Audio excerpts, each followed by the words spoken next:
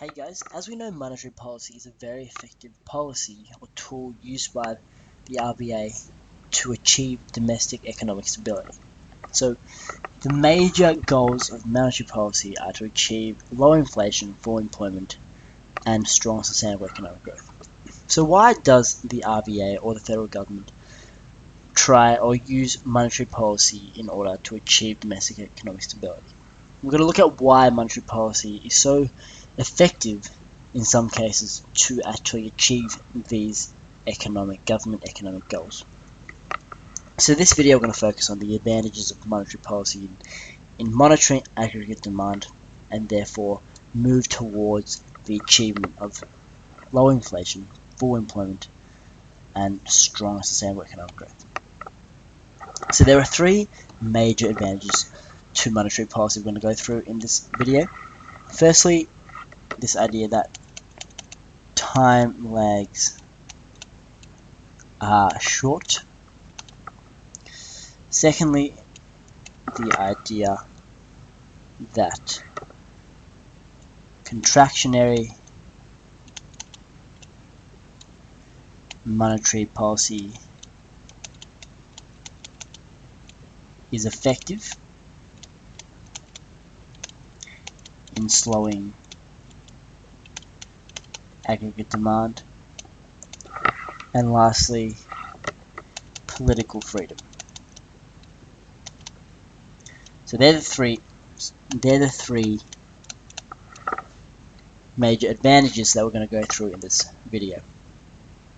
Okay, so start with the first one, time lags are short. So what this suggests is that the advantage of monetary policy is that the RBA meets every 2 weeks, and that monetary policy is implemented on the first Tuesday of every month. So this is in contrast to budgetary policy, where budgetary policy the government only meets annually in May. And although mini budgets are possible at other times, this means that discretionary changes to budgetary policy are often delayed to when the budget is actually put down or made at May. So the advantage of monetary policy is that because the RBA meets every 2 weeks and because monetary policy is implemented on the first Tuesday of every month, and theoretically a change in monetary policy stance could occur whenever it is necessary. So given that there may be, say, high inflation in the previous month, the RBA can take direct action at their next meeting to increase interest rates. So it is, in fact, very timely in that monetary policy can be implemented nearly immediately after changes to economic activity. So the time lags between monetary policy and implementation are very short. Having said that, there are sometimes time lags on the impact of monetary policy. So this is time lags, implementation. However, we'll talk about the impact of monetary policy later in our lecture on the sometimes disadvantages of monetary policy. But for now, we can just consider that monetary policy is advantageous because the implementation time is often very short. Secondly, monetary policy is very effective in slowing down aggregate demand. That's meant to be an S there. Slowing down aggregate demand. So what this means is that whereas when there is a situation of high aggregate demand due to, say, demand side pressures or even supply side pressures, the government could use contractionary monetary policy to increase interest rates. And this will be felt immediately in the economy. So what this means is that once the RBA increases the cash rate, oftentimes people who have existing loans would have to find ways of repaying their money. And so what this suggests is that when people have their loans on a floating interest rate, especially when the interest rates increase. This means people with floating rate loans or market rate loans will have to find ways of repayment.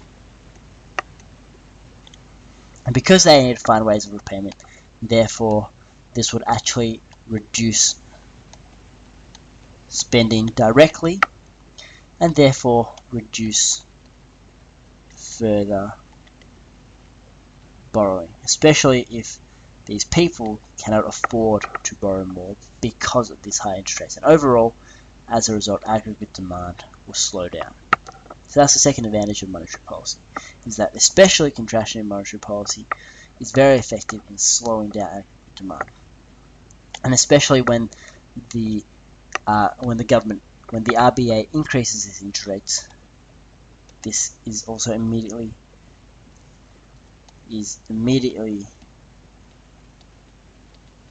followed by interest rate rises of the banks. So oftentimes you see in the news, following a decision to increase the cash rate, often the major banks would actually increase their interest rates because that would give them an excuse to increase interest rates. And because they're self-interested and they want to maximize profits, they would then use the RBA increasing interest rates as an excuse to increase their earnings in order to maximize their profits. So that's a very effective policy in slowing down aggregate demand. And lastly, we have this political freedom, because monetary policy is implemented by the